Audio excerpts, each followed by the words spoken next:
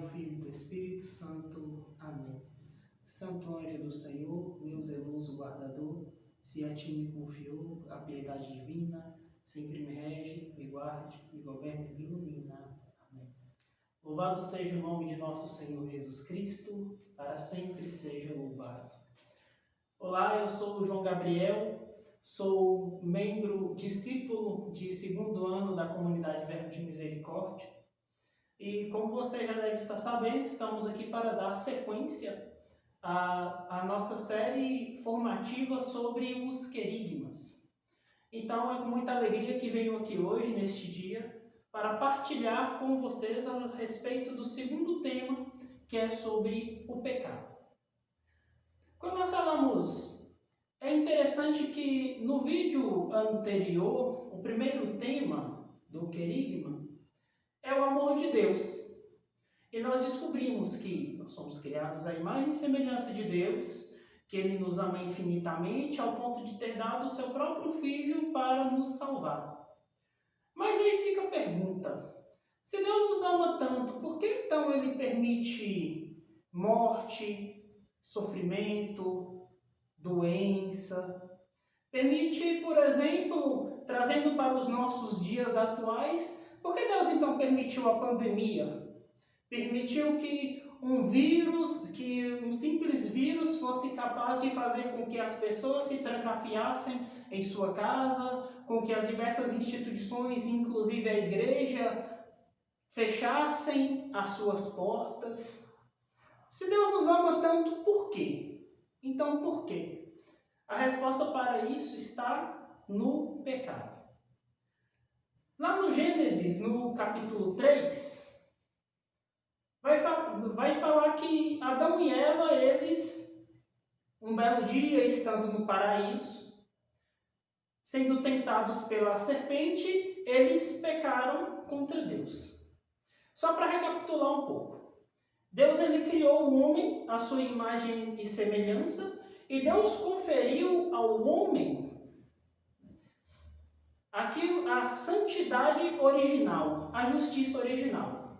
O Catecismo da Igreja Católica, a partir do parágrafo 386, vai dizer que o caráter original, a justiça original, em latim, chareter, não foi conferida a Adão não como uma graça especial, mas ela foi conferida a Adão, simbolizando que foi conferida a toda a humanidade, estendendo a toda a humanidade.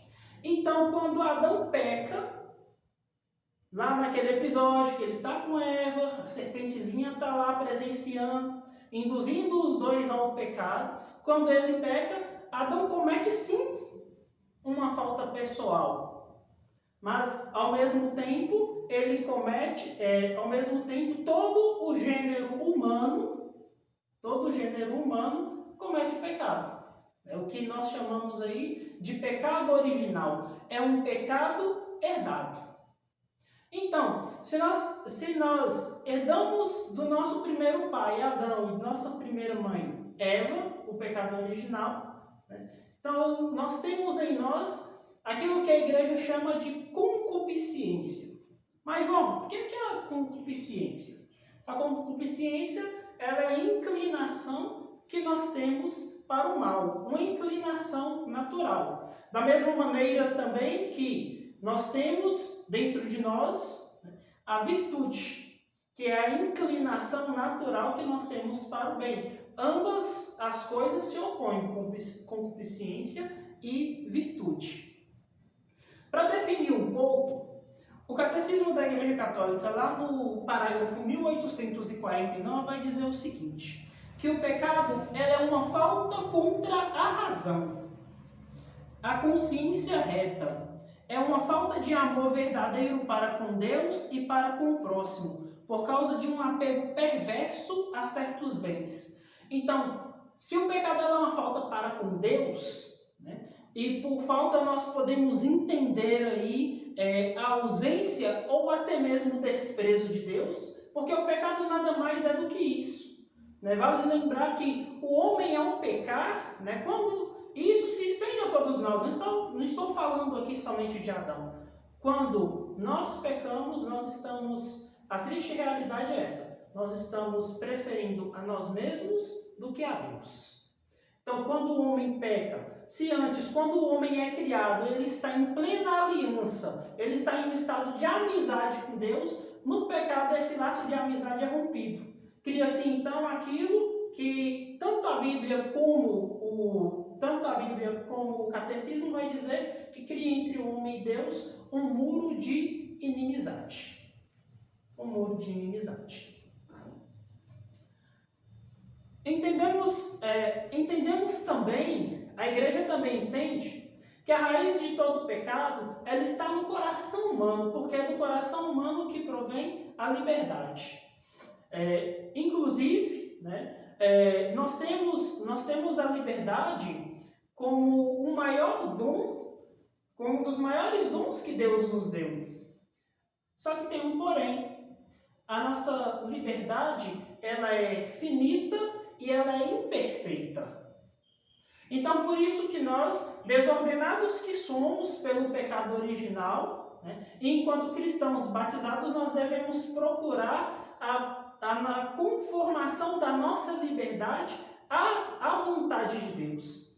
A melhor maneira do homem utilizar a sua liberdade é sendo submisso à vontade de Deus. Não obstante, Jesus vai dizer lá em Mateus, capítulo 15, versículo 19 e 20, que a raiz de todo pecado provém do nosso coração. Toda maledicência, todo assassínio, toda fofoca, todo pensamento mau, inescrupuloso, tudo aquilo que faz mal ao homem, que mancha o homem, não vem de fora para dentro, mas ao contrário, vem de dentro do nosso coração para fora. Vem para fora. Então nós entendemos o pecado como uma mancha. Quando você... só uma pequena alegoria. Você tem, né, uma roupa branca e ali... né, você está comendo, pensa naquela macarronada deliciosa, com molho de tomate, e aí sem querer, espirra molho de tomate na sua roupa. E aí você vai tentar se limpar. Quanto mais a gente tenta se limpar às vezes, mais vai se espalhando, não é verdade? E o pecado atua dessa mesma forma, né, quando nós não procuramos a maneira correta de corrigir. Para tanto, a igreja, ela define que o pecado é categorizado. Não que deixe de ser pecado, mas existem os pecados veniais e os pecados mortais. Ambos ferem a caridade, porém o pecado mortal mata a caridade. O pecado venial, ele deixa com que a caridade subsista. Só que a gente precisa de prestar atenção numa coisa, porque é muito comum